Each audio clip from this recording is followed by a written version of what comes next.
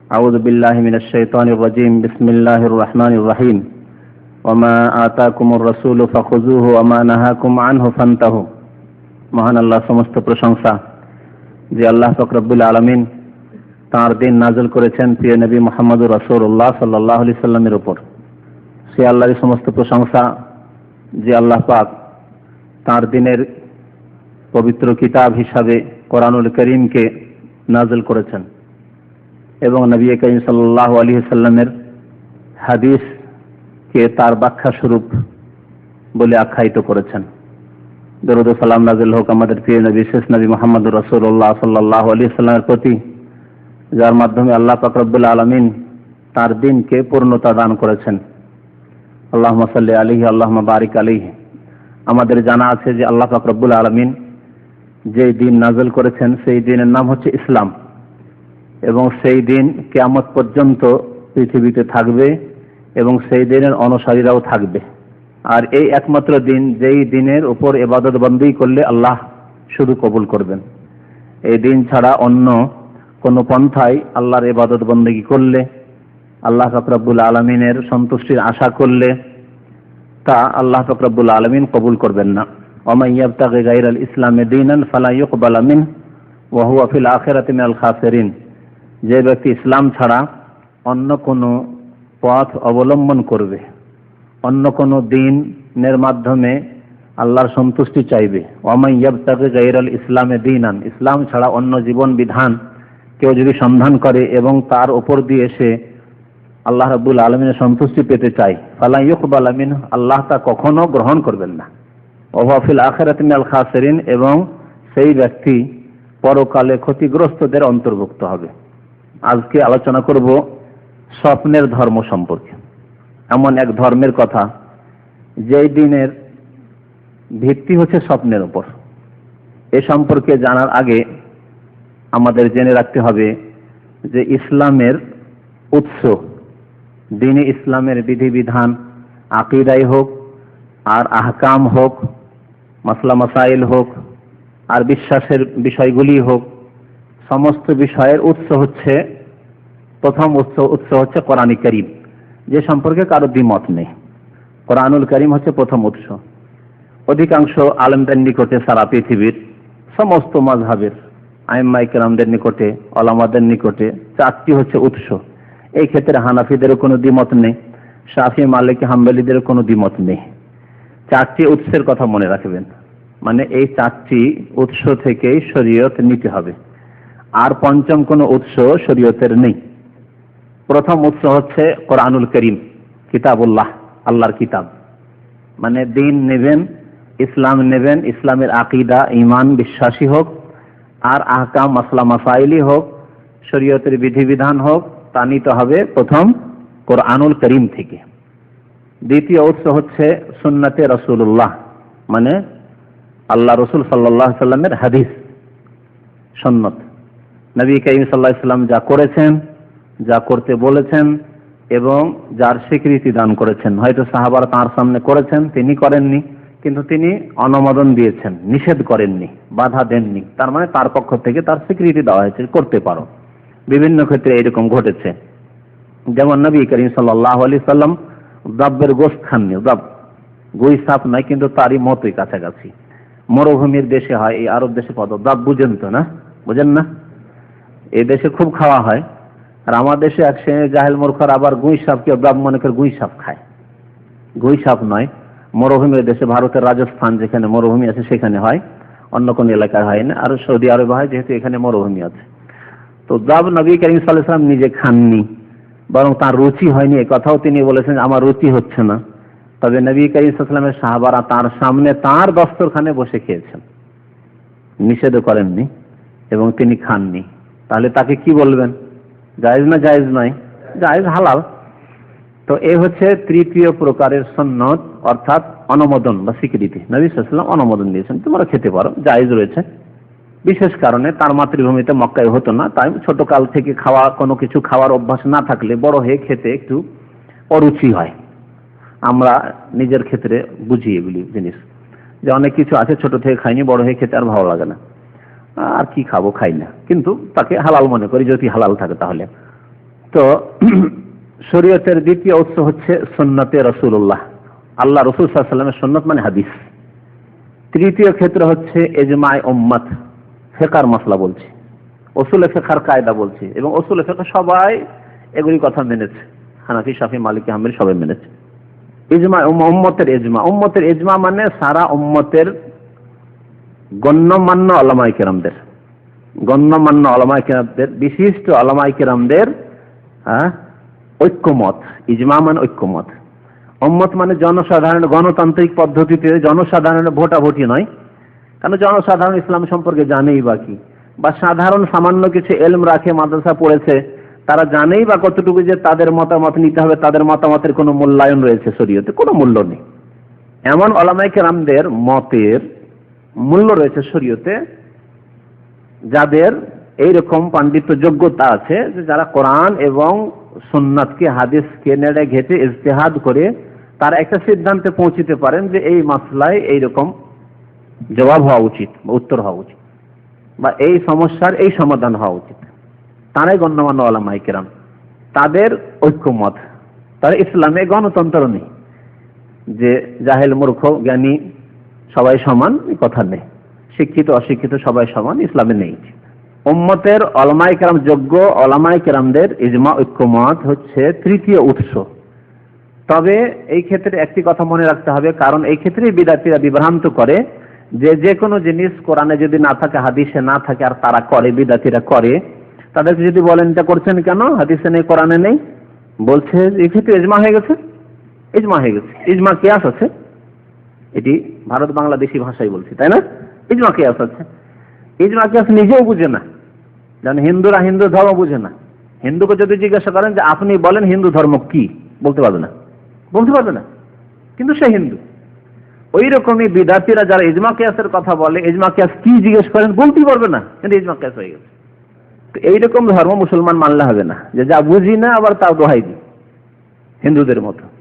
তো ইজমা যোগ্যতা উলামায়ে কেরামদের ঐক্যমত। কিন্তু এমন কি হতে পারে যে কোরআন এবং হাদিসে এমন বিষয় রয়েছে স্পষ্ট, তার বিরুদ্ধে ইজমা ঐক্যমত হয়েছে আলেমদের, এটা হতে পারে? আপনাদের যুক্তিতে জিজ্ঞাসা। ওই ইজমা মানে ঐক্যমত বললাম, আর উম্মত মানে উলামায়ে কেরাম, উম্মতের মধ্যে উলামায়ে কেরাম যারা, তাদের উম্মতের ইজমা এর নাম। তো উম্মতের উলামায়ে কেরামরা এমন কোন সিদ্ধান্ত নিতে পারেন যেটি কোরআনের বিরোধী, হাদিসের বিরোধী? হতে পারে? এটা অসম্ভব কথা, অসম্ভব কথা। তাহলে এইরকম ইজমার কেউ যদি দাবি করে তার মিথ্যুক, এবং এইরকম ইজমা ঐক্যমত কোনোদিন হয়নি, আর হতেও পারে না, যে কোরআনেও নেই হাদিসও নেই, আর নতুন করে কিছু গড়িয়ে দিয়ে বললো যে আমাদের ইজমা হয়ে গেছে, সারা পৃথিবীর উলামারা একমত হয়ে গেছে। এরকম বাস্তবেও হয়নি, আর এটি অসম্ভব, যুক্তিতে অসম্ভব, ঠিক না?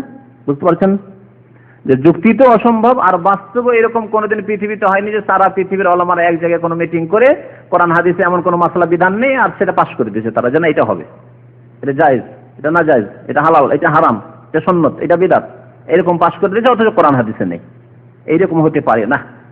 আশা করি যুক্তিও বুঝতে পেরেছেন এবং বাস্তবের কথা বুঝতে পারছেন। পৃথিবীতে কোনো জায়গায় এরকম আন্তর্জাতিক মিটিং হয়নি আলেমদের, যে ইন্টারন্যাশনাল কোনো জায়গায় মিটিং হয়েছে, হ্যাঁ, আর মিটিং এ গিয়ে আলেমরা জাতীয় সংঘের মতো যেখানে গিয়ে সারা পৃথিবীর ফাসিক কাফের নেতারা বসে, আর বসে কিছু সিদ্ধান্ত নেই, সেই রকম আন্তর্জাতিক কোনো জায়গায় মজলিস হয়েছে আর সেখানে গিয়ে আলেমরা কিছু পাশ করেছে, এরকম কিছু কোনোদিন হয়নি পৃথিবীতে 1400 বছরের ইতিহাসে। তাহলে ইজমা মানে কি?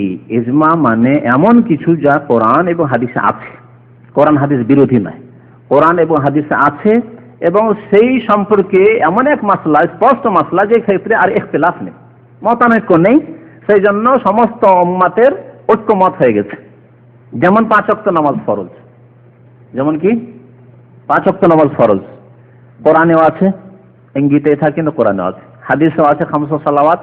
আর সমস্ত উম্মতের হানাফি শাফি মালিকি হাম্বলি যত উলামায়ে কেরামরা রয়েছেন, যোগ্য উলামায়ে কেরাম, সবাই একমত এই ক্ষেত্রে যে নামাজ কত ওয়াক্ত ফরজ? 5 ওয়াক্ত ফরজ। এমনকি সাধারণ মুসলিমও এই ক্ষেত্রে একমত, যদি নামাজি হয় সে, এর নাম ইজমা। রমজান মাসের রোজা ফরজ, কোরআনেও আছে, কুতিবা আলাইকুমুস সিয়াম শাহরু রমাদান, আছে না? আল্লাযী উনজিলা ফীহিল কোরআন ফামান শাহিদা মিনকুমুশ শাহরা ফালিয়াসুম, কোরআনেও আছে আর হাদিসেও আছে। হ্যাঁ, আর সমস্ত উম্মতের ওলামাদের ঐক্যমত ইজমাও আছে যে রমজান মাসে রোজা কি ফরজ। এই হচ্ছে ইজমা। যাকাত 2.5% দিতে হবে, জি ইজমা আছে না নেই? কোরআনেও আছে হাদিসও আছে ইজমা। যাকাত ফরজ, হজ ফরজ, কোরআনেও আছে হাদিসও আছে এই হজের কথা, আর উম্মতের ওলামাদের ইজমা ঐক্যমত আছে যে হজ ফরজ, ঠিক না? পর্দা ওয়াজিব, পর্দা ফরজ, এই কথা কোরআনে আছে হাদিসও আছে, উম্মতের ইজমা আছে। এইরকম বহু মাসলা মাসাইল, জিনা হারাম, ঠিক না? মদ হারাম, ইজমা আছে না নেই? কোরআনেও আছে হাদিসও আছে ইজমাও আছে, ঠিক? আচ্ছা, কিন্তু কিছু মাসলা মাসাইল আছে যেগুলির ক্ষেত্রে ইজমা নেই, ইখতিলাফ আছে। ইজমার বিপরীত হচ্ছে ইখতিলাফ, মতানৈক্য হওয়া, মতানৈক্য হয়ে যাওয়া। যেমন বলা যেতে পারে যে তামাক, তামাক জর্দা, ঠিক আছে না? তামাক জাতীয় জিনিস হালাল না হারাম, বা হারাম না মাকরুহ? সহি হচ্ছে যে হারাম। হ্যাঁ, এর দলিল কোরআনেও আছে হাদিস আছে, কিন্তু এত হয়তো স্পষ্ট সেই নাম ধরে আল্লাহ রসুলের জামানায় তা ছিল না, তামাক উৎপাদন হতো না, সেজন্য তামাকের নাম দিয়ে নেই। তামাকের নাম দিয়ে যদি থাকতো তাহলে স্পষ্ট কোরআনে আছে, সুতরাং ইজমা এই ক্ষেত্রে হয়ে যেত। ইজমা হয়নি, তাই এক শ্রেণীর আলেমরা হয়তো বলেছে মাকরুহ, অপছন্দনীয় বলেছে, কিন্তু সঠিক হয়েছে যে হারাম। তাহলে এই ক্ষেত্রে বলা যাবে না যে ইজমা আছে, কোরআন হাদিস দ্বারা হারাম কিন্তু ইজমা নেই।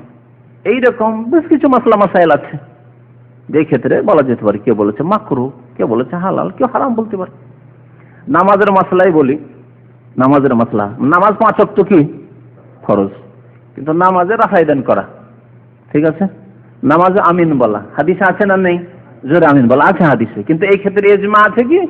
ইজমা না, ইখতিলাফ আছে। কেউ বলছে আস্তে বলতে, কেউ বলছে জোরে বলতে, কেউ বলছে রাফাই দান করতে হবে, কেউ বলছে করতে হবে না, কেউ বলছে করা সুন্নাত, কেউ বলছে করা সুন্নাত নাই। হ্যাঁ, ইমামের দেশে সূরা ফাতিহা পড়া ওয়াজিব, শুধু সুন্নাতের মাসলা না, ওয়াজিবের ক্ষেত্রে হয়তো ইখতিলাফ আছে। ওয়াজিব সূরা ফাতিহা ছাড়া নামাজ হয় না, এটা হচ্ছে সহিহ। কিন্তু কিছু আলেমরা ইখতিলাফ করেছে যে না, পিছনে যখন আছি তখন শুনলেই চলবে। তাহলে ইখতিলাফ হলো, ইজমা হলো না, এর নাম হচ্ছে ইজমা। তাহলে কোরআন হাদিসে মাসলা আছে, সেই ক্ষেত্রে ঐক্যমত ইজমা হওয়ার নাম হচ্ছে ইজমা। কিন্তু এমন কোন মাসলা পৃথিবীতে নেই মুসলমানদের মধ্যে যে কোরআনেও নেই, হাদিস নেই, কোরআন হাদিস বিরোধী ইজমা হয়ে গেছে। যেমন বিদাতিরা বলে যে 4 মাযহাবের এক মাযহাব মানা ফরজ। যখন জিজ্ঞাসা ফরজ, তাহলে ফরজ তো আল্লাহ করবেন তার রাসূলের মাধ্যমে, তো কোরআনে কোন জায়গায় মাযহাবের নাম আছে? হানফি, শাফি, মালিকি, হাম্বলি এই নামগুলি কোথাও আছে কোরআনে? বলতে নেই। হাদিসে আছে, হাদিসেই দেখান কোথাও। সালাত, যাকাত, সিয়াম, হজ সবই আছে, হিজাব, পর্দা সব আছে, আছে না? জিনা হারামটাও আছে, শরাব হারাম, মদ খামর হারাম, মদ হারাম সব আছে, কিন্তু মাযহাব ফরজ এই কথা কোথাও আছে? হানফি হইতে হবে, শাফি, মালিকি, হাম্বলি হইতে হবে, আছে কোথাও? বলছে না, হাদিসে নেই। তবে কি হয়েছে? ইজমা হয়ে গেছে। কোরআনেও নেই, হাদিসে নেই, ইজমা হয়ে গেছে। এই হচ্ছে মিথ্যুকদের দাবি। যদি ইজমা হয়ে থাকে কোরআন এবং হাদিসে নেই এমন কথা, তার মানে কোরআন হাদিসের বিরুদ্ধে ইজমা হয়েছে। কোরআন হাদিসে কি আছে? কোরআন হাদিস আছে আল্লাহর আনুগত্য করো, রাসূলের আনুগত্য করো, আর কোনো একজন বড়র আনুগত্য নয়, বড়দের আনুগত্য করো আল্লাহ বলেছেন। মজার কথা শুনেন, ওই আয়াত পড়ে উলিল আমরে মিনকুম পড়ে বিদআতপন্থী হানাফিরা কি বলে যে আল্লাহ বলেছেন উলিল আমরে মিনকুম, এখান থেকে মাযহাব প্রমাণিত হয়। কথা বুঝতে পেরেছেন? তাদেরকে বলি আল্লাহ বলেছেন বহু বচন তোমাদের বড়দের আনুগত্য করা। বড়দের মধ্যে বাবা মা আছে, দাদা দাদি আছে, নানা নানি আছে, আলেমরা আছেন। তারপরে একজন না, হাজার হাজার আলেম হতে পারেন, হাজার হাজার বড় মানুষ হতে পারেন। আপনার কফিল আছেন, আপনার ম্যানেজার আছেন, আপনার সুপারভাইজার আছেন, ফোরম্যান আছেন, সবাই উলিল আমর। আপনার রাষ্ট্রের রাষ্ট্রপতি আছেন, প্রধানমন্ত্রী আছেন, আপনার বাদশাহ আছেন, এই দেশে আছেন, এখানকার বাদশাহ আছেন, উলিল আমর, সবাই উলিল আমর। যেমন আপনার বাবার আদেশ মানতে হবে, মায়ের আদেশ মানতে হবে, তেমন রাষ্ট্রীয় নেতার আদেশ মানতে হবে, যতক্ষণ জায়েজ কথা বলবে, না জায়েজ হারাম কথা না বলেছে। তাহলে সবাই উলিল আমরের মধ্যে। আলেমদের কথা, যে কোনো আলেমের কথা মানতে হবে যদি আল্লাহ এবং রসুলের কথা বলে, যে কোনো আলেমের কথা, একজন নয়। তাহলে উলিল আমর দিয়ে শুধু আবু হানিফাই কেমন করে প্রমাণ হইলো, বা শাফিঈ কেমন করে প্রমাণ হইলো, বা মালিক আর ইমাম আহমদ বিন হাম্বলি কেমন করে প্রমাণ? তা তো হলো না। একজন বা 4 জন তো হলো না। আর 4 জন বলছে 4 জনের একজনকে নিতে হবে, 4 জনের একসাথে নেওয়া যাবে না। কথা বুঝতে পারছেন? 4 জন ছুটে গেছে, 4 জন একসাথে 4 জনকে মানা যাবে না, বলছে একটা মানতে হবে।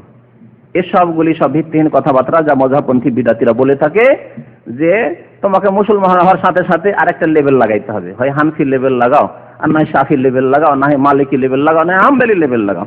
আবার তারপরে যারা পীরপন্থী সুফিবাদে বিশ্বাসী তারা বলে তার সাথে আরেকটা লেভেল লাগাইতে হবে, তরিকতের লেভেল লাগাইতে হবে। আপনি চর্মনাই, না শস্যি, না আপনি ফুলতুলি, না আপনি ফুরফুরা, না আটরসি, না ভান্ডারি, না আপনি কাদেরি, না চিস্তি, না মোজাদ্দেদি, না নকশবন্দি, না আর কিছু, এই কোন একটা লাগাইতে হবে। এগুলো বিদাতদের কথা। যদি জিজ্ঞাসা করেন কোথায়, বলছি এগুলো যুগ যুগ ধরে এজমা হয়ে গেছে আলেমদের যে কোনো একটা লাগাইতে হবে। এরা হচ্ছে মিথ্যুক দিনের নামে। আল্লাহ বলছেন ওর চাইতে বড় জালেম কেউ নেই, মিম্মান কাযাবা আলাল্লাহ, যে ব্যক্তি আল্লাহর সম্পর্কে, আল্লাহর দিন সম্পর্কে মিথ্যা কথা বলেছে, যেগুলি কোরআনেও নেই, হাদিসেও নেই, আর ইজমা হওয়ার দাবি যারা মিথ্যা দাবি করেছে, এদের চাইতে বড় জালেম ওমান আযলাম মিম্মান কাযাবা আলাল্লাহ, মিম্মান ইফতারা আলাল্লাহি কাযিবান, আল্লাহ সম্পর্কে মিথ্যা তারা গড়ে নিয়েছে আল্লাহর দিন সম্পর্কে, তাদের চাইতে বড় জালেম নেই। তো কথা হচ্ছে যে ইজমা সম্পর্কে এই বলতে গিয়ে একটু লম্বা করে দিলাম। আর একটি জিনিস হচ্ছে কিয়াস। কিয়াস মানে এই নয়, কিয়াস মানে সাধারণ ভাষা বুঝে যুক্তি। কিয়াস মানে এইরকম যুক্তি নয় যে কোরআনেও নেই, হাদিসেও নেই, আর আপনি যুক্তি পেশ না, এটা যুক্তিযুক্ত, এটা যুক্তিসঙ্গত, সেজন্য এটা মানবো, এটার নাম শরীয়ত না, এইরকম নাম নয় কিয়াসের। কিয়াস হচ্ছে যে কোরআন এবং হাদিসে একটা স্পষ্ট মাসলা আছে, সেই মাসলার উত্তর বা সমাধান কোরআন হাদিসে আছে। আর একটা জিনিস আছে যেটার স্পষ্ট উত্তর পাওয়া যায়, নতুন একটা কিছু সমস্যা এসেছে, সেই সমস্যার সমাধান কোরআন হাদিসে নেই, কিন্তু যেই নতুন সমস্যা দেখা গেছে সেই সমস্যার, ওই পুরাতন সমস্যা, যেই সমস্যার সমাধান কোরআন স্পষ্ট বা হাদিসে স্পষ্ট আছে, তার সাথে সাদৃশ্যতা আছে একই রকমের। সুতরাং ওই হুকুমটি, যে হুকুমটি কোরআন হাদিস স্পষ্ট, সেই হুকুমটি, সেই বিধানটি ফিট করে দেওয়া কার উপর? নতুন সমস্যার উপর, এবং ওই সমাধান দেওয়া, এর নাম হচ্ছে কিয়াস। তাহলে কোরআন হাদিসে আছে কিন্তু অস্পষ্ট আছে, যেটা ইস্তিমবাত করে ওলামারা নতুন সমস্যার সমাধান দেবেন, এর নাম হচ্ছে কিয়াস। কিয়াস মানে এই নয় যে শুধু যুক্তি পেশ করে দিলেন ইবলিসের মতো। এই জন্য কোন এক আলেমের উক্তি রয়েছে, আউয়ালু মান কাসা ইবলিস, ইসলাম বিরোধী, কোরআন হাদিস বিরোধী কিয়াস, দিন বিরোধী, শরীয়ত বিরোধী কিয়াস প্রথম ইবলিস শয়তান করেছে। ইবলিস শয়তান কি যুক্তি পেশ করেছিল?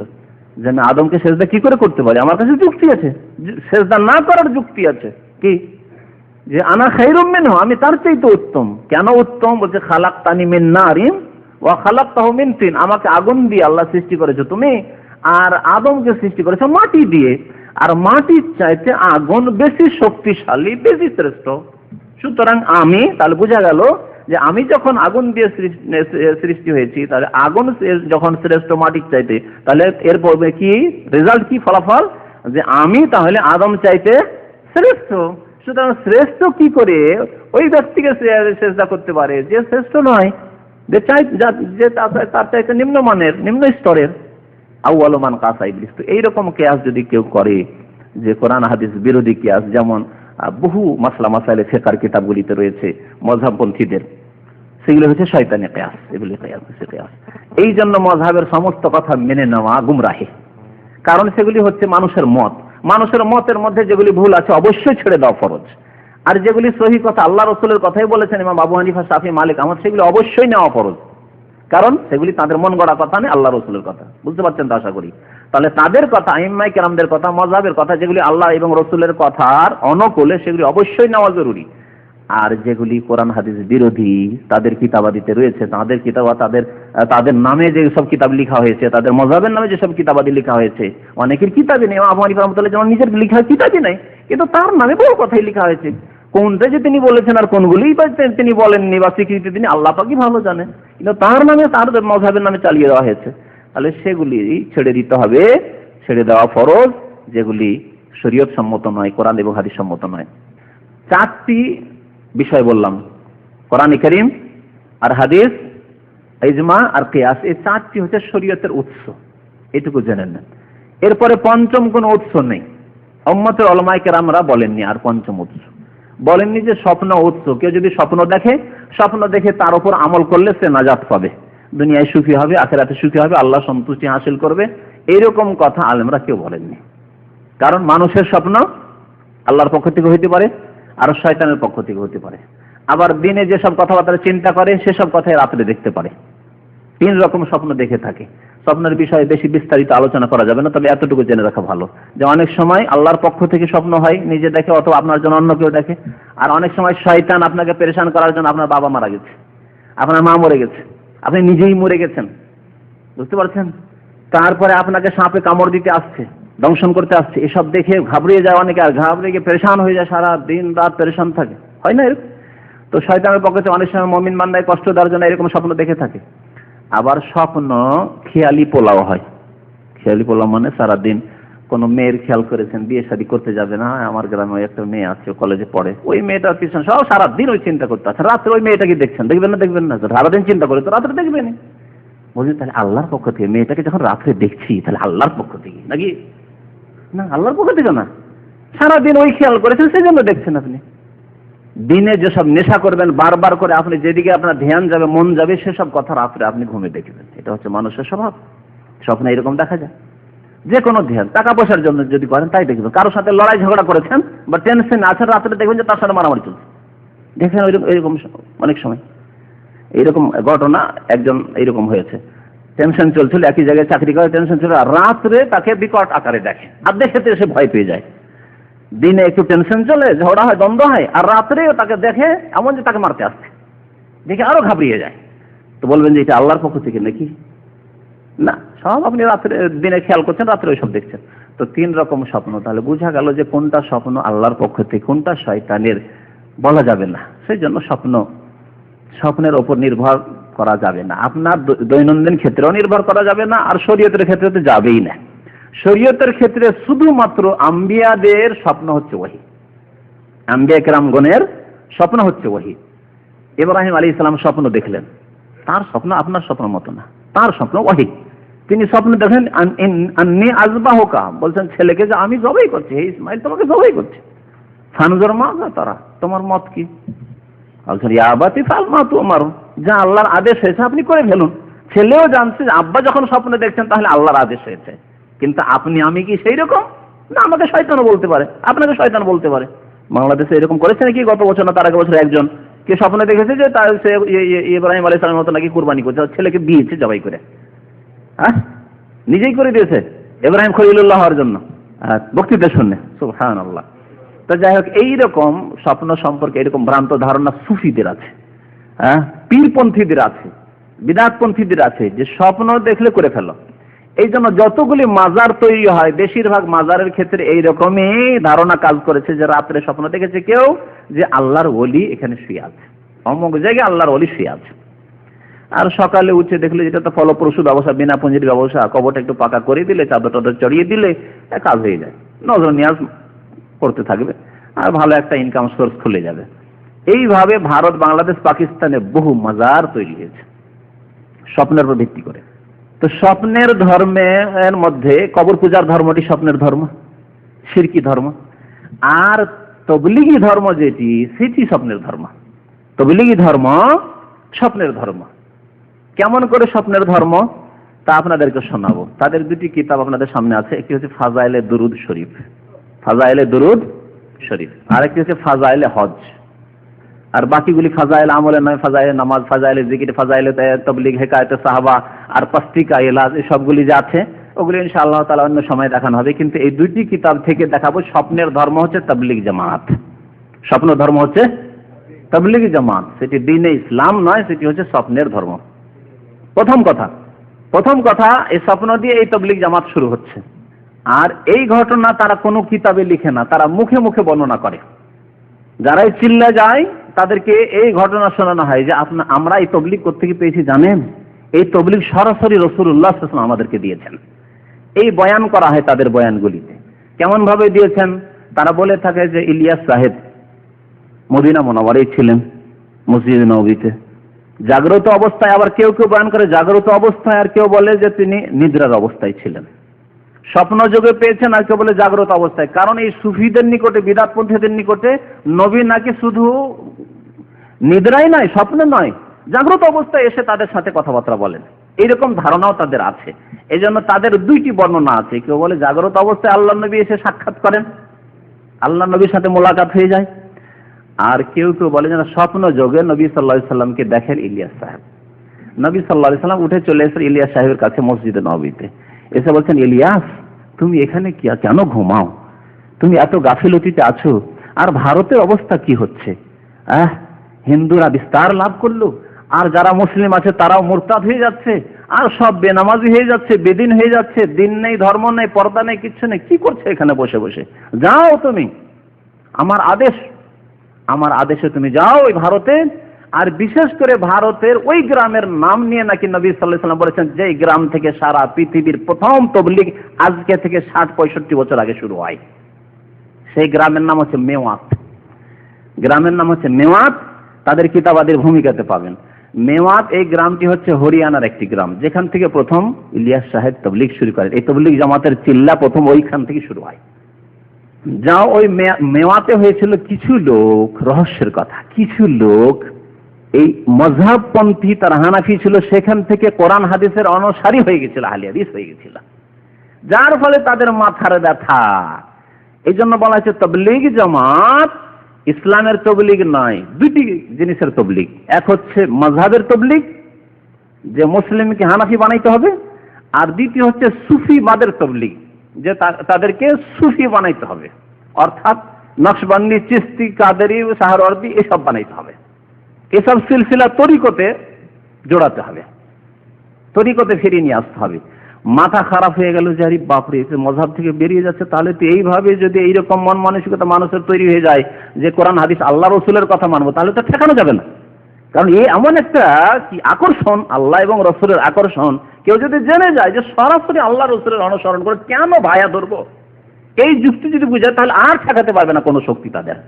তখন এই স্বপ্নের মিথ্যা কথা তারা রচনা করে চলে গেল ভারতে। মেওয়াত থেকে তারা তবলিগের সিলসিলা শুরু করলো, আর সারা পৃথিবীতে এই তবলিগ ছড়িয়ে পড়লো। কারণ তবলিগের কোর্স খুব শর্ট কোর্স, সারা জীবন ধরে হারাম খান, সুদ খান, ঘুষ খান, আর জুলম অত্যাচার করেন, সব করার পরে শেষ জীবনে বুড়ো হওয়ার পরে যদি দু চারটা চিল্লা চলে যান, তো কদমে কদমে কোটি কোটি নেকি, আর যার ফলে খুব শর্ট পথে জান্নাত। বুঝতে পেরেছেন? এই বয়ান যেহেতু শোনানো হয়, সুতরাং যাবে না কেন? বড় বড় অফিসাররা, বড় বড় সুদখোররা, বড় বড় যারা হারাম টারাম খেয়েছে, তারা তাড়াতাড়ি করে গিয়ে জড়িয়ে পড়ে সেই মযহাবে, সেই ধর্মে। তো এই স্বপ্নের ধর্মের শুরু হচ্ছে স্বপ্ন। ইলিয়াস সাহেব স্বপ্ন দেখলেন যে যাও ইলিয়াস, এখানে আর বসে থেকো না, মদিনা বসে থেকে ইবাদত বন্দেগী করলে হবে না, যাও ভারতে গিয়ে তবলিগ শুরু করো। আর তবলিগ কেমন করে করতে হবে? 40 দিনের জন্য বেরোতে হবে, 3 দিনে বেরোতে হবে, আরো কিসে বেরোয়? 7 দিনে বেরোতে হবে, আর 10 দিনে, আর 4 মাসে। জি, জীবন চিল্লা। জি, এসব চিল্লার একটা বই এসছে তাদের, হয়তো কোনো সময় সেই বইটা নিয়ে এসে আবার শোনানো হবে। তাদের পুরো তরিকা বর্ণনা করা হয়েছে 6 উসুল বর্ণনা করার পরে। তো আজকে আর সেদিকে যাচ্ছি না। এই তবলিগি চিল্লার শিক্ষা তাহলে তারা হাসিল করলো কোন ধর্ম থেকে? ইসলামের যে 4টি উৎস, সেখান থেকে নয়, কোরআন থেকেও নয়, হাদিস থেকেও নয়, ইজমা থেকেও নয়, আর কিয়াস থেকেও নয়, কোত্থেকে? স্বপ্ন থেকে। বুঝতে পারলেন? জি। এখন আসেন দ্বিতীয় স্বপ্ন শোনায় আপনাদেরকে। দ্বিতীয় স্বপ্ন শোনায় আপনাদেরকে ফাজাইল দুরুদ থেকে। বলছেন প্রিয় মাহবুব সাল্লাল্লাহু আলাইহি ওয়াসাল্লাম কর্তৃক, মানে নবী সাল্লাল্লাহু আলাইহি ওয়াসাল্লামের পক্ষ থেকে, হযরত জামি রাহমাতুল্লাহ আলাইহিকে মদিনায় যাইতে নিষেধ করার ইচ্ছা। হযরত জামি যে পারস্য দেশের এক বিদাতি ছিল, তাকে নবী সাল্লাল্লাহু আলাইহি ওয়াসাল্লাম নিষেধ করেছেন, মদিনা আসবে না তুমি, মক্কা এসে হজ করতে মদিনা আসবে না তুমি, মদিনা আসবে না তুমি। সরাসরি নবী সাল্লাল্লাহু আলাইহি ওয়াসাল্লাম নিষেধ করছেন। কিভাবে? স্বপ্ন যুগে। আমিরকে মদিনা, মক্কার গভর্নরকে স্বপ্ন দেখিয়ে, মক্কার গভর্নরকে, আমিরকে স্বপ্ন দেখিয়ে, স্বপ্নের ধর্ম, আর তার প্রতি আমলও করছে সে আমির। বলছে এই ফাজাইল কিতাব সমূহ লিখিবার জামানায় তারপরে তিনি যে শিরকি কবিতাগুলি লিখেছেন, এর লেখক সম্পর্কে বলে দিই। ফাজাইল আমলের লেখক কে? জাকারিয়া সাহেব। এই জাকারিয়া সাহেব ইলিয়াস সাহেবের খাস শিষ্য শাগির্দ মুরিদ। তো জাকারিয়া সাহেব এই খিদমত করেছেন যে ইলিয়াস সাহেব যে জামাতকে তৈরি করে গেলেন, তাবলীগ জামাত প্রবর্তন করে গেলেন, তৈরি করে গেলেন, সেই জামাতের কিছু কোর্স হওয়া উচিত। সেই কোর্স সিলেবাস তৈরি করে দিয়ে, সেই সিলেবাসে আকীদাও নেই, আর মাসলা মাসাইল আহকামও নেই, সেই সিলেবাসে আছে শুধু ফজিলত আর ফজিলত, কি করলে কত নেকি পাবেন, ব্যাস। সেটা কিছু কোরআনের আয়াতও আছে, কিছু সহি হাদিসও আছে, কিছু জাল হাদিস, জয়ীফ হাদিস আছে, কিছু জাল মিথ্যা হাদিস আছে, আর কিছু কিসসা কাহিনী স্বপ্ন আছে, আর বহু শিরকিয়া শিরক বিদআত আছে। এই সবগুলি মিলে হচ্ছে ফাজাইল আমল। আর বলতে হবে কি? ফাজাইল আমলের খোলাসা বললাম যে কোরআনের আয়াতও আছে, সহি হাদিসও আছে, জয়ীফ হাদিসও আছে, জাল হাদিসও আছে, কিসসা কাহিনীও আছে, স্বপ্নও আছে, আর শিরক বিদআতও আছে। আর ইনশাআল্লাহ তাআলা সবগুলি দেখতে পাবেন এই ফাজাইল আমলে। তো যখন ফাজাইল আমলের ফাজাইলে দুরূদ লেখার ইচ্ছা করলেন জাকারিয়া সাহেব, তখন খুব বেশি স্বপ্ন দেখতে লাগলেন। এমনি তো স্বপ্ন দেখেন, কিন্তু খুব বেশি স্বপ্ন দেখতে লাগলেন। আর বারবার নাকি নবী সাল্লাল্লাহু আলাইহি সাল্লাম যখনই স্বপ্ন যোগে সাক্ষাৎ করছেন, তখনই বলছেন যে, হে জাকারিয়া, যখনই ফাজাইলে দুরূদ লিখবে অবশ্যই কবিতা লিখবে। আল্লাহর নবী যে কত কবিতা ভালোবাসতেন, কত যে কবিতা ভালোবাসতেন, কোরআন হাদিস চাইতো নাকি ভালোবাসতেন আল্লাহ পাক ভালো জানে। বিদাতীদের কথা যে, হে ইলিয়াস, হে জাকারিয়া, যখনই তুমি ফাজাইলে দুরূদ লিখবে, কি লিখবে? অবশ্যই কবিতা লিখবে। অথচ কবিতা সম্পর্কে আর কবিদের সম্পর্কে আল্লাহ পাক কি বলেছেন শুনবেন, একটু শোনাই দিই।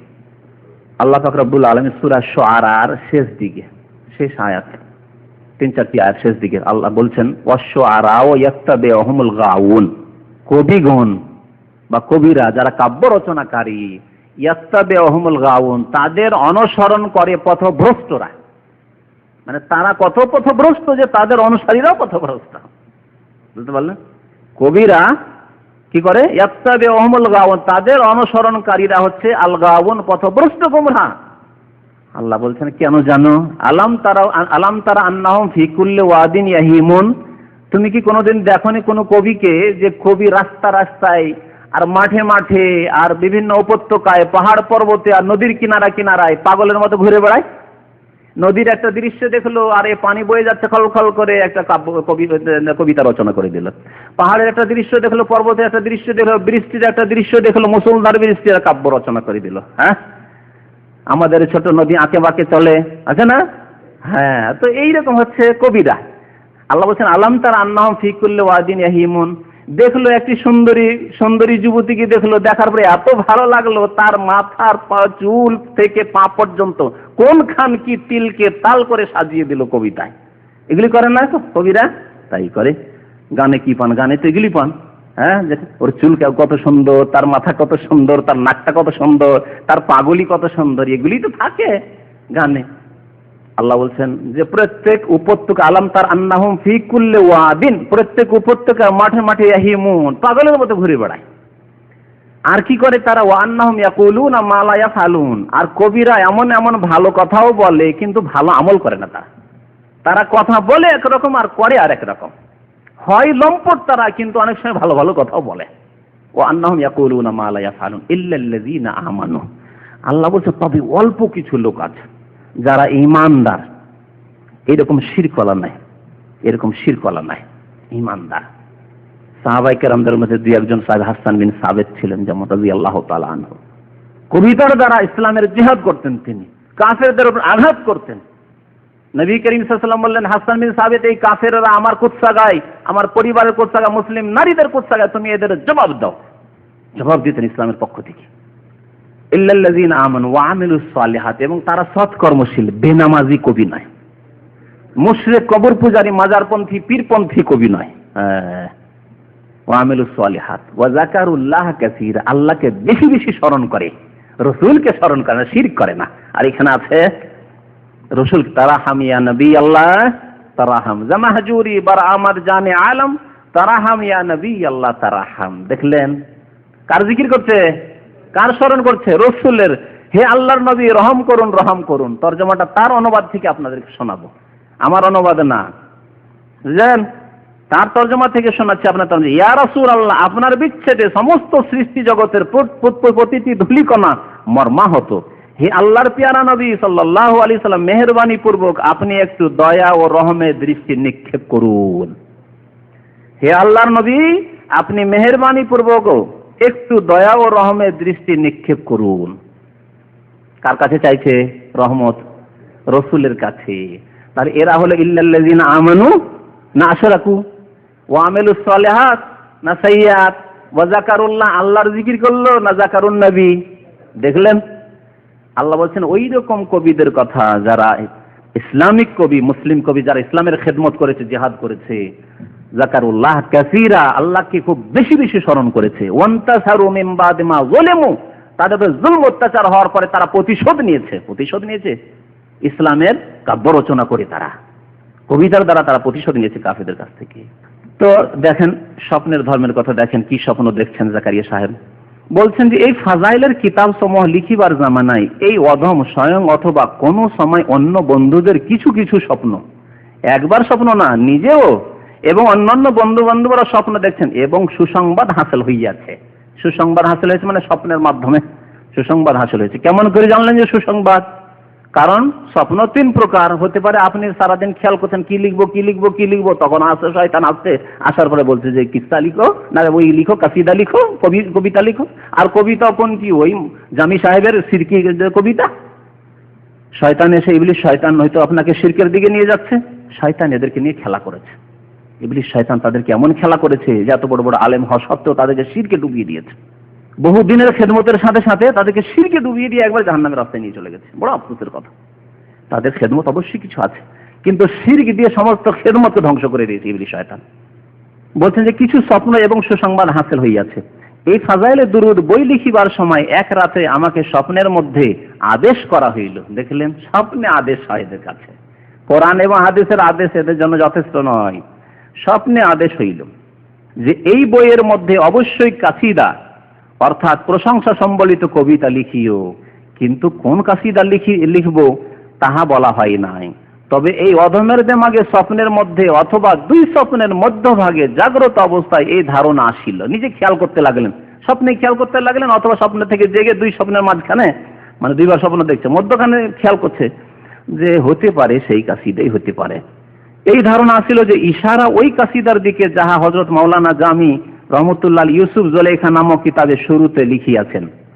এই অধমের বয়স যখন 10-11 বছর, তখন গঙ্গোহ নামক গ্রামে আমার পিতার নিকট ওই কিতাবখানি পড়িয়েছিলাম। তখন আব্বাজান হযরত জামি সম্পর্কে মুখে মুখে আমাকে কিসসা শুনিয়েছিলেন। সেই কিসসার কারণে স্বপ্নের পর আমার খেয়াল তাহার কাসিদার দিকে ঝুঁকিয়া যায়। কিসসা হইল এই যে, যাও কিসসা শোনাইলে আর স্বপ্নের ধর্মের সম্পর্কে আর কিছু স্বপ্ন শোনাবার সময় হয়তো হবে না, সেজন্য লম্বা কিসসা। তবে এই কিসসাতে আরেকটা স্বপ্ন আছে, সেজন্য একটু শুনিয়ে দেওয়া দরকার। এক স্বপ্ন তো হইল যে কি লিখিও, কবিতা লিখিও, হয়ে গেল। জাকারিয়া সাহেব স্বপ্ন দেখলেন। দেখেন, আগে বলেছি যে নবীদের স্বপ্ন হচ্ছে ওহী, আর বাকি যতই বড় আলেমে স্বপ্ন দেখুক না কেন, আলেমকে নিয়েও শয়তান খেলা করতে পারে। আলেমকে নিয়েও শয়তান খেলা করতে পারে। মাঝে মাঝে শয়তান মনে হচ্ছে যে চেপে ধরতে আসে, কিন্তু সেই সময় নবী করিম সাল্লাল্লাহু আলাইহি ওয়াসাল্লাম যা বলেছেন বুখারী শরীফ, মুসলিম শরীফের রিওয়ায়াতে রয়েছে যে আর রুয়া মিনাল্লাহ, এক ধরনের স্বপ্ন আল্লাহর পক্ষ থেকে। যদি ভালো স্বপ্ন লাগে আর ভালো হয় ঠিক আছে, তাহলে তো ভয় লাগে না আপনাকে। ওয়াল হুলমু মিনাশ শায়তান, আর খারাপ স্বপ্ন শয়তানের পক্ষ থেকে হয়। ফাইজা রা আহাদুকুম মা ইয়াকরাহ, যদি এমন কিছু দেখে যা অপ্রীতিকর, কষ্টকর লাগে, ভয় লাগে হয়তো, অথবা জানি না কি হবে এরকম আশঙ্কা হচ্ছে, অথবা জানি না কি দেখলাম এরকম কেন, অনেক সময় এরকম হয়, হয়তো সাথে সাথে ভয় লাগছে, অথবা পরে আশঙ্কা করছে যে জানি না এরকম স্বপ্ন দেখলাম, কি যে হয় আল্লাহ পাক জানে। অ্যাক্সিডেন্টের স্বপ্ন দেখলাম, অ্যাক্সিডেন্ট হয়ে গেলাম মনে হচ্ছে, জানি না আল্লাহ, তারপরে গাড়ি চালাইতে ভয় লাগে, এরকম হতে পারে পরে। তো কি করতে হবে? নবী সাল্লাল্লাহু আলাইহি ওয়াসাল্লাম বলছেন যে ওয়ালিয়াতাআউযাজ বিল্লাহি মিনাশ শায়তান, শয়তান থেকে আল্লাহর কাছে কি চেয়ে নাও, আশ্রয় চেয়ে নাও, পানাহ চেয়ে নাও, 3 বার করে সালাসান। আর বাম দিকে কি করো, ওয়াল ইয়াফুল আলা ইয়াসারিহি বা ওয়াল ইয়ানফুস আলা ইয়াসারিহি, বাম দিকে থুতু ফেলো, 3 বার করে বাম দিকে থুতু ফেলো।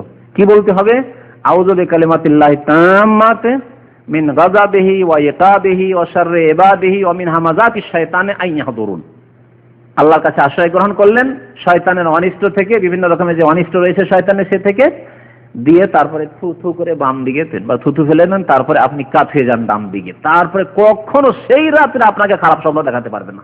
আর আমি বাস্তবে দেখেছি, যতই ভয়ঙ্কর স্বপ্ন হবে সাথে সাথে আপনি এই দোয়া পড়ে বাম দিকে থুথু ফেলে দেন, এত লাঞ্ছিত অপদস্থ শয়তান মারদুদ হয় যে আর আপনার কাছে আসতে পারবে না। নবী করিম সাল্লাল্লাহু আলাইহি ওয়াসাল্লাম এই তরিকা শিখিয়েছেন।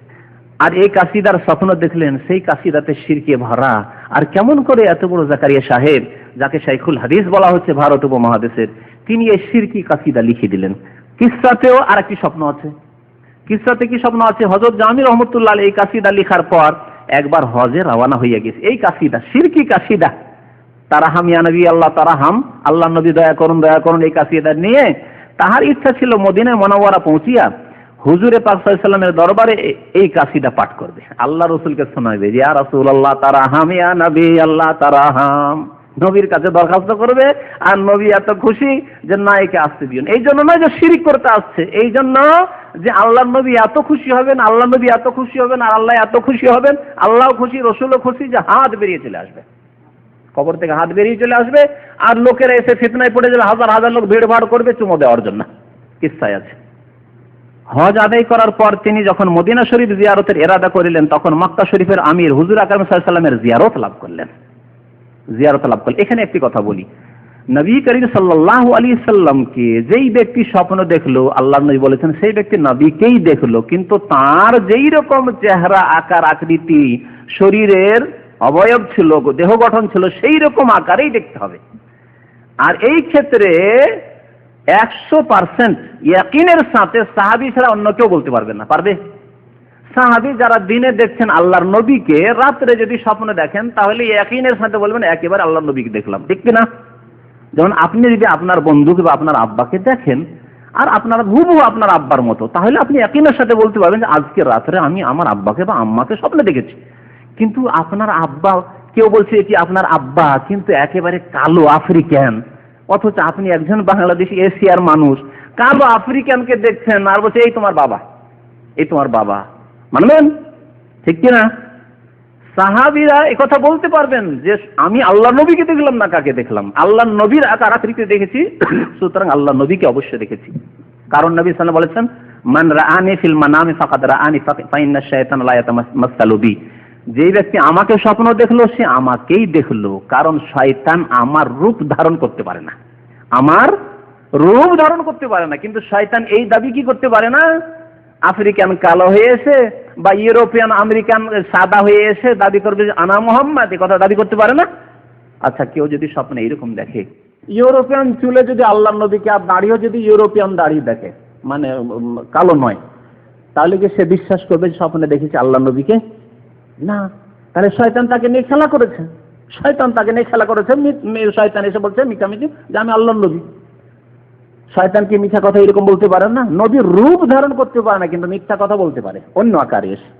মির্জা গোলাম আহমদ কাদিয়ানি, এরকম বহু মুসাইলামা কাযযাব, তারা যদি জীবন্ত অবস্থায় আল্লাহ নবীর যুগে মুসাইলামা কাযযাব নবী হওয়ার দাবি করতে পারে, হ্যাঁ, জাগ্রত জীবন্ত অবস্থায়, তাহলে কেউ স্বপ্নে শয়তান এসে দাবি করতে পারে না যে আমি মুহাম্মদ, আনা রাসূলুল্লাহ, আমাকে বলো জানতা রাসূলুল্লাহ? বলতে পারে অবশ্যই। তাহলে জাকারিয়া সাহেব কেমন করে জানলেন, বা আমির সাহেব কেমন করে জানলেন আল্লাহ রসুলের জিয়ারত হলো? মিথ্যাও তো হতে পারে।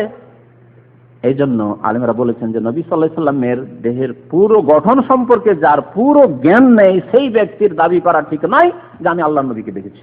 সামান্য পার্থক্যের সাথে, ধরেন দাড়ি কাটা লোক, এটা লোক দাড়ি আছে কিন্তু দাড়ি কাটা লোক বলছে আমি মোহাম্মদ তোমার কাছে এসেছি তোমাকে ভালো উপদেশ দিতে। আপনি বলছেন না আল্লাহ রসুলকে দেখেছি আমি?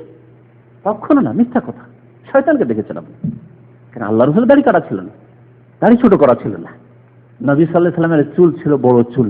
কেউ যদি মাথা নেড়া অবস্থায় দেখে, মাথা মুন্ডন অবস্থায় দেখে, বলছে আনা রাসূলুল্লাহ, আমি মোহাম্মদ তোমার সাথে জিয়ারতে এসেছি, তাহলে কি বিশ্বাস করবেন না বলবেন যে শয়তান?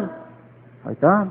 তাহলে কেমন করে আপনি জানলেন যে আল্লাহর নবী? এইরকম সুন্দর লোক মেলা লোক সুন্দর ছিল। হাসান হোসেন সুন্দর ছিলেন, হ্যাঁ, হাসান হোসেন রাদিয়াল্লাহু তাআলা দেখতে আল্লাহ রাসূলের কাছাকাছি ছিলেন।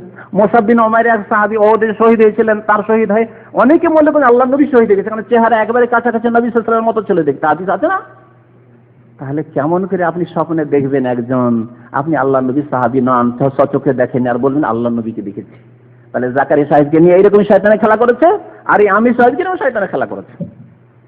দেখেন কি করছে। তারপরে হুজুর সাল্লাল্লাহু আলাইহি ওয়াসাল্লাম তাহাকে ইরশাদ করিতেছেন যে জামিকে মদিনায় আসিতে নিষেধ করো। মক্কার আমির তাহাকে নিষেধ করিয়া দিল, কিন্তু তাহার মধ্যে শৌক ও মহব্বতের জজবা এত প্রবল ছিল যে তিনি গোপনে মদিনা রওনা হইয়া গেলেন। আমিরে মক্কা দ্বিতীয়বার স্বপ্নে দেখিলেন যে হুজুর সাল্লাল্লাহু আলাইহি ওয়াসাল্লাম ইরশাদ করিতেছেন সে আসিতেছে, তাহাকে আসিতে দিও না, ধরো, রাস্তায় বেরিয়ে গেছে।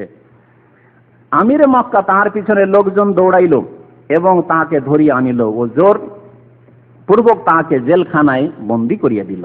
ইহার পরে আমিরে মক্কা তৃতীয়বার হুজুরকে স্বপ্নে দেখিল। হুজুর সাল্লাল্লাহু আলাইহি ওয়াসাল্লাম ইরশাদ করিতেছেন যে আমি কোনো অপরাধী নয়, সে কিছু কবিতা লিখিয়াছে, তাহার ইচ্ছা ছিল যে ওইগুলি আমার রওজার পাশে আসিয়া পাঠ করিবে, যদি সে ইহা করে তবে কবর হইতে মুসাফার জন্য আমার হাত বাহির হইবে, যার দ্বারা ফিতনা হওয়ার সম্ভাবনা রইয়াছে। কথা বুঝতে পারলেন? আল্লাহ নবী জানছেন যে হাত বের হবে আমার। হ্যাঁ, মা আয়েশার জন্য কখনো হাত বের হলো না, হায় আফসোস। আল্লাহ নবীর পেয়ারা বিবি, তার জন্য হাত বের হলো না। আবু বকর সিদ্দিক, সবচেয়ে প্রিয় ব্যক্তি নবী সাল্লাল্লাহু আলাইহি ওয়াসাল্লামের, আবু বকর সিদ্দিক মা আয়েশার বাবা, তার জন্য হাত বের হলো না। হাসান হোসেনের জন্য এত প্রিয় নাতি, তার জন্য হাত বের হলো না। কোন সমস্যার সমাধানের জন্য ইশারা ইঙ্গিত আসলো না, এত ঝামেলা হলো। উসমান রাদিয়াল্লাহু তাআলার জন্য সালাম মুসাফার জন্য কখনো হাত বেরিয়ে এলো না, মজলুম হয়ে শাহাদাত বরণ করলেন মদিনায়, কোনো পরামর্শ আসলো না। আর এদের জন্য হাত বেরিয়ে আসবে, যেহেতু শিরক করতে এসছে, শিরক করতে এসে এর জন্য হাত বেরিয়ে আসবে। ইহার পর আমিরে মক্কা তাহাকে জেল হইতে বাহির করিয়া বহুত ইজ্জত ও সম্মান প্রদর্শন করিলেন। এই কিস্সা আমার শোনা এবং স্মরণ থাকার মধ্যে কোনো সন্দেহ নেই। তবে বর্তমানে আমার দৃষ্টিশক্তি দুর্বল আর অসুস্থতার জন্য কোন কিতাবে দেখিয়া হাওয়ালা দেবার, কোনো কিতাবে দেখিয়া হাওয়ালা দেবার সামর্থ্য নেই। হ্যাঁ, পাঠকদের মধ্যে যদি কেউ কোনো কিতাবে এই ঘটনা পাইয়া থাকেন, তবে আমার জীবিত অবস্থায় আমাকে নিশ্চয় জানাবেন, আর আমার মৃত্যুর পর হইলে কিতাবে টিকায় লিখিয়া দেবেন। কিতাবে থাকলেই হইল। আমাদের দেশের ধর্ম কেমন, জাকারি সাহেবের ধর্ম এরকমই। কোন কিতাব আছে লিখে দেবেন, হাদিসে থাক আর নাই থাক, আর কোরআনে থাক আর নাই থাক, কোনো কিতাবে থাকলে টিকায় দিয়ে দিবেন। তাহলে দেখলেন স্বপ্ন, স্বপ্নের ধর্ম, স্বপ্নের মাধ্যমে সবকিছু হচ্ছে। জি, আচ্ছা, কবিতার কিছু অংশ শুনিয়েছি, আরেকটা লাইন শোনাই। না আখের রহমাতুল্লিল আলামিনী, আজ মাহরুমানে তেরা গাফেল নাশিনী। বহুগুলি শিরক রয়েছে, তার মধ্যে এই আরেকটা শিরকি লাইনের তর্জমা করি। আপনি নিঃসন্দেহে সারা বিশ্ব ভুবনের জন্য রহমত স্বরূপ, কাজেই আমাদের মতো দুর্ভাগা হইতে আপনি কি করিয়া গাফেল থাকিতে পারেন? কাকে বলছে? রাসূলুল্লাহ সাল্লাল্লাহু আলাইহি ওয়াসাল্লামকে বলছে যে তেরা গাফেল নাশিনী, আপনি কি করিয়া গাফেল থাকিতে পারেন? হে আল্লাহর নবী, আপনি কেমন আমাদের থেকে গাফেল থাকবেন? আমরা দুর্গত অবস্থায়, আমরা মজলুম, আমরা অভাবে, আর আপনি গাফেল হয়ে থাকবেন? আপনি দয়ার দৃষ্টিপাত করুন। দেখছেন নবীর কাছে কেমন ভাবে চাইছে, অথচ আল্লাহ গাফেল। আমাল্লাহু বিগাফিলিন আম্মা তা'মালুন, আল্লাহ গাফেল নন, বাকি সব গাফেল। ওমা ইয়াশউরুনা আইয়ানা ইউবাসুন, কোন দিনে উঠানো হবে কিয়ামতের মাঠের জন্য তাও কেউ জানে না, আল্লাহ বলছে। এইভাবে বহু শিরকি কথাই রয়েছে। আজকে শিরকের বিষয় নিয়ে আলোচনা করব না, শিরকের বিষয় নিয়ে অন্যদিন আলোচনা করব। আজকে স্বপ্নের ধর্ম প্রমাণ করি যে তাবলীগ জামাত হচ্ছে স্বপ্নের ধর্ম।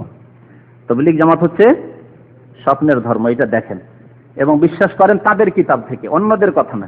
কারণ অন্যরা বললে হয়তো সন্দেহ করতে পারেন যে কি জানি বাড়াবাড়ি করেছে।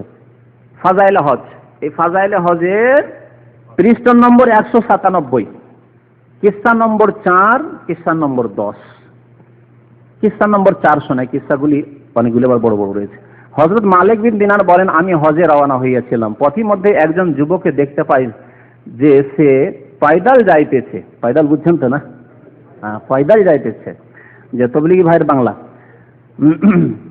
তাহার নিকট কোন সওয়ারিও নাই, খাদ্যদ্রব্য নাই। আমি তাহাকে সালাম করিলাম, সে উত্তর দিল। আমি জিজ্ঞাসা করিলাম, হে যুবক, তুমি কোথা হইতে আসিতেছ? সে বলিল, তাহার নিকট হইতে। সে বলিল, তাহার নিকট হইতে। আমি জিজ্ঞাসা করিলাম, কোথায় যাইতেছ? সে উত্তর করিল, তাহার নিকট। আমি জিজ্ঞাসা করিলাম, খাদ্য সামগ্রী কোথায়? উত্তর করিল, তাহার জিম্মায়, সব তাহার। বলিলাম, সামান ব্যতীত তো চলে না, কি আছে বলো? সে বলিল, আমি সফরের শুরুতে 5টি হরফকে পাথেয় স্বরূপ নিয়েছি। আমি সফরের শুরুতে 5টি হরফকে পাথেয় স্বরূপ, মানে সম্বল স্বরূপ নিয়েছি। কাফ, হা, ইয়া, আইন, সাদ। সূরা মারইয়ামের প্রথম আছে না, কাফ, হা, ইয়া, আইন, সাদ। আমি বললাম, উহার অর্থ বুঝে আসিল না, বুঝতে পারলাম না যে কাফ, হা, ইয়া, আইন, সাদ নিয়েছো তুমি। যুবক বলিল, কাফ অর্থ কাফি, যথেষ্ট। কাফ অর্থ হচ্ছে কাফি, আল্লাহ যথেষ্ট।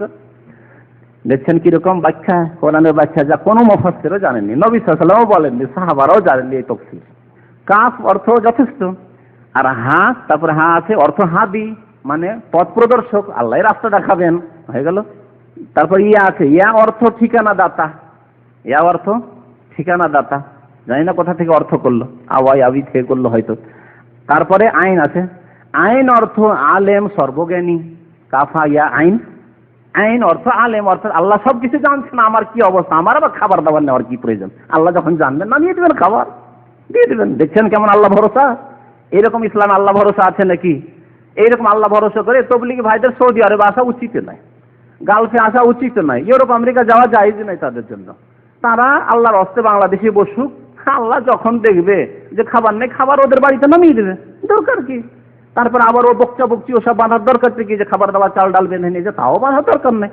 যেখানে আল্লাহ দেখবে যে তবলিগি ভাইরা খেতে পায়নি, সেখানে তবলিগি ভাইদেরকে আল্লাহ খাওয়াই দিবেন। এসব ওসিলা বাঁধার দরকার কি, ঠিক না? এবং ওয়াদা খেলাপ করেন না ওই মেয়াদ থেকে। তারপরে কি আছে? হ্যাঁ, সদ অর্থ, আইন অর্থ আলেম সর্বজ্ঞানী, সদ অর্থ সাদেক, সত্যবাদী। তাহলে সত্যবাদী তিনি যথেষ্ট হেদায়াত দানকারী, ঠিকানা দাতা, সর্বজ্ঞানী এবং ওয়াদা খেলাপ করেন না। দেখলেন কাফ হা ইয়া আইন, সদের তফসির, সুন্দর তফসির জেনে নিলেন, যেই তফসির কোথাও পাবেন না আপনি কোরআন হাদিসে।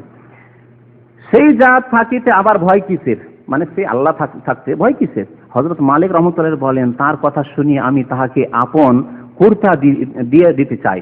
সে অস্বীকার করিয়া বলল, নিজের জামা খুলে দিতে চাই, অস্বীকার করলো। বড় মিয়া, দুনিয়ার কুর্তার চেয়ে উলঙ্গ থাকা ভালো, দুনিয়ার কুর্তার চাইতে উলঙ্গ থাকা ভালো। জি, জায়েজ উলঙ্গ থাকা। শরীয়তের মাসলা ফেকার হানাফি মাযহাবে ইলিয়াস সাহেবের, জাকারি সাহেবের ফেকার মাসলাতে, হেদায়েতে, বেকায়েতে, কদরিতে আছে উলঙ্গ থাকা হারাম। শুধু উলঙ্গ না, যদি কেউ রান খুলে হাঁটুর উপরে কাপড় নিয়ে যায়, নাভির নিচে নিয়ে যায়, তাও হারাম। এই কথা হানাফি মাযহাবে ফেকার কিতাবে আছে। কোনটা নিবেন? ফরজ তরক হয়ে গেল। জি, আবার তাদের বিদাতি পরিভাষায় 130 ফরজে 1 ফরজ গেল। 30 ফরজ না 32 ফরজ? 130 ফরজের 1 ফরজ গায়েব। আচ্ছা, তারপরে দেখেন, সে যা থাকিতে আবার হযরত মালিক রাহমাতুল্লাহ বলেন, হ্যাঁ, কুর্তা দিতে চায়, সে অস্বীকার করিয়া বলিল, বড় মিয়া, দুনিয়ার কুর্তা চাইতে উলঙ্গ থাকা ভালো। হালাল বস্তু সমূহের হিসাব দিতে হইবে, আর হারাম মালের জন্য ভোগ করিবে আযাব। রাত্রি অন্ধকারে সেই যুগ আসমানের দিকে মুখ করিয়া বলিল, হে জাতে পাক, বান্দা ইবাদত করিলে যিনি সন্তুষ্ট হন, আর পাপ করিলে যাহার কোনো ক্ষতি নাই, আমাকে ওই জিনিস দান করুন যাহাতে আপনার কোনো ক্ষতি নাই। তারপর লোকজন এহরাম বাঁধিয়া লব্বাইক বলিতে লাগিল, কিন্তু সে লব্বাইক বলিল না। সে সুন্নত কাজ করলো না, সুন্নতের খেলাপ করলো। মিকাত থেকে সবাই লব্বাইক বলতে লাগলো, আর এই মিয়া যুবক লব্বাইক বললো না। আমি জিজ্ঞাসা করলাম, তুমি কেন লব্বাইক বলিতেছ না? সে বলিল, এই ভয়ে যে আমি লব্বাইক বলিলে সেই দিক থেকে হইতে লা লব্বাইক উত্তর আসে না। ঠিক, যদি আল্লাহর পক্ষ থেকে এরকম আসে, লা লব্বাইক তোমার নেব না, যাও, তুমি গুনাহ করে এসছে, তোমাকে নেব না, তোমার কবুল করবো না, যদি এরকম জবাব চলে আসে, সে লব্বাইক বলবো না। তো সাহাবাদের এই আশঙ্কা ছিল না? হ্যাঁ, তারা কেন লব্বাইক আল্লাহুম্মা লব্বাইক বলতে বলতে মুখ শুকিয়ে দিয়েছিলেন। নবী করিম সাল্লাল্লাহু আলাইহি ওয়াসাল্লামের শ্বাস বন্ধ হয়ে গেছিল, আওয়াজ বন্ধ, বসে গেছিল, আওয়াজ বসে গেছিল নবী করিম সাল্লাল্লাহু আলাইহি ওয়াসাল্লাম লব্বাইক আল্লাহুম্মা লব্বাইক বলতে বলতে আরাফ নামাজে। আর এই বিদাতি বলছে যে লা লব্বাইক যদি আল্লাহর জবাব চলে আসে, তারপর সারাটি আর আসবেই বিদাতিদের জন্য, লা লব্বাইক জবাব আসবেই। তারপর সারাটি পথ তাহাকে দেখিলাম না, সারা রাস্তা আর দেখা গেল না, গায়েব হয়ে গেল। আল্লাহর ওলিরা এরকমই গায়েব হয়ে উড়ে চলে যায়, সারা পথ দেখছে না, হঠাৎ করে মক্কায় হাজির। অবশেষে মিনায় তাকে দেখলাম, সে শের পড়িতেছে। দেখছেন কবিতার সাথে কত মহব্বত, শের মানে কবিতা, কবিতার সাথে কত মহব্বত। আর একটি হাদিস বলতে ভুলে গেছি, কবিতার নিন্দা সম্পর্কে নবী করিম সাল্লাল্লাহু আলাইহি ওয়াসাল্লাম বলেছেন, লা ইয়ামতালিয়া আহাদুকুম জাওফাহু কাইহান খায়রুল লাহু মিন আইয়ামতালিয়া শি'রান। নবী করিম সাল্লাল্লাহু আলাইহি ওয়াসাল্লাম করেছেন, কোন ব্যক্তির পেটে যদি রক্ত পুঁজ ভরে রাখে, এটি তার জন্য উত্তম কবিতা ভরার চাইতে। আপনি কবিতা মুখস্থ করবেন, তার চাইতে ভালো যে আপনার পেটে কি ভরা থাক, রক্ত পুঁজ, কাই মানে পুঁজ ভরা থাক। পুঁজ যদি ভরা থাকে, এটা ভালো আপনার কবিতা মুখস্থ করার চাইতে। মগজে পুঁজ ভরা থাকে, ওটা ভালো আপনার এই কবিতা মুখস্থ করার চাইতে। যেই নবী এভাবে সতর্ক করেছেন কবিতা থেকে, আর কবিতার সাথে এত মহব্বত যে নবী কবিতায় খুশি হচ্ছেন, কোরআন পড়েও হাত বেড়েছেন। আরেকটি মজার কথা শুনেন, কোন জায়গায় এদের কিতাবে পাবেন না যে কোরআন অমুক ব্যক্তি এসে কোরআনে এত সুন্দর তেলাওয়াত করলো যে হাত বেরিয়ে আসলো, এই কথা পাবেন না।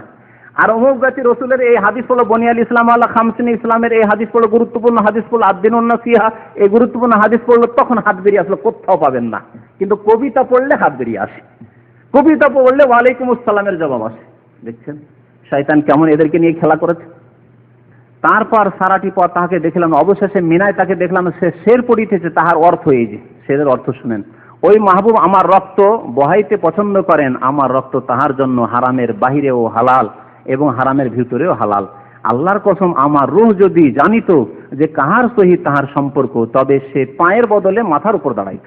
সে পায়ের বদলে মাথার উপর দাঁড়াইতো। কি জন্য? আল্লাহর কসম, আমার রূহ যদি জানিত যে কাহার সহিত তাহার সম্পর্ক, তবে সে পায়ের বদলে মাথার উপর দাঁড়াইত। যদি ভালো করে জানতে পারতাম যে আমার মহব্বত কার সাথে, আল্লাহর সাথে না অন্য কারোর সাথে, তাহলে আমি আর পায়ের ভরে না দাঁড়িয়ে মাথার ভরে দাঁড়াইতাম। হে তিরস্কারকারীগণ, ওদেরকে বলছেন, তোমরা যদি দেখিতে আমি যাহা দেখিতেছি তবে কখনো তিরস্কার করিতে না। দেখছেন, নবীর মতো কথা। নবী সাল্লাল্লাহু আলাইহি ওয়াসাল্লাম বলেছেন, লাউ কুনতুম তা'লামুনা মা আ'লামু, আমি যা জানি তোমরা যদি জানিতে তাহলে তোমরা কম হাসতে আর বেশি কাঁদতে, কখনো হয়তো হাসতে না তোমরা। আর ইয়ে মিয়া বলছে নবীর মতো যে তোমরা যদি জানিতে যা আমি জানি, তোমরা যদি দেখিতে আমি যা দেখি, তাহলে কখনো আমাকে তিরস্কার করিতে না, ঠাট্টা মজা করতে না, এইসব কথা নিয়ে। তারপরে বলছে, দেখেন, মানুষ শরীরের দ্বারা বাইতুল্লাহর তওয়াফ করে, তাহারা যদি আল্লাহর জাতের তওয়াফ করিত তবে হারাম শরীফের কোনো প্রয়োজন ছিল না। দেখলেন, হারাম শরীফের কি প্রয়োজন? মানুষ জানে না, সেই জন্য এই পাথরের ঘর রাখতে হয়েছে না। পাথরের ঘরে আল্লাহকে দরকারই ছিল না। যদি সত্যি আল্লাহ পর্যন্ত পৌঁছার মতো হইতো, ওই রকম যোগ্যতা হাসিল করতো মুসলিমরা, তাহলে আল্লাহ ঘর রাখতেন না, সরাসরি আল্লাহর তওয়াফ করতো। আরেক জায়গায় কিসা লিখেছে, এই বইয়ে আছে, যে এক পীর এসে বলছে, ঠাট্টা করে বিদ্রুপ করে বলছে, ব্যঙ্গ করে, তোমরা আল্লাহর ঘরে পাথরের তওয়াফ করো, আমি তো স্বয়ং আল্লাহর তওয়াফ করি, স্বয়ং আল্লাহর তওয়াফ করি। এই হচ্ছে ফাজাইলে হজের শিক্ষা, তালিম। তারপরে স্বপ্নটা দেখা যাক।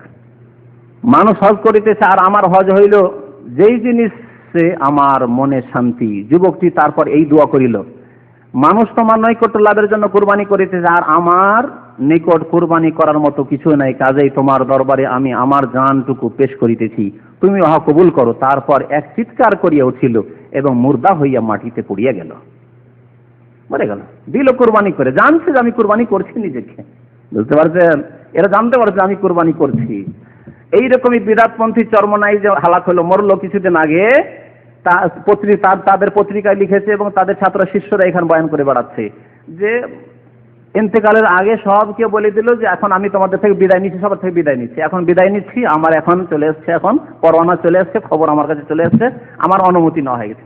আল্লাহর নবীদের কাছ থেকে যেমন অনুমতি নেওয়া হয়তো, নাকি চরমনাইয়ের ভণ্ড পীরের কাছ থেকে অনুমতি নেওয়া হয়েছে যে এখন আমি রুখসাত হচ্ছি, আল্লাহর সাথে এখন আমার ওরুস হবে, মিলমিলাপ হবে, আউযুবিল্লাহ।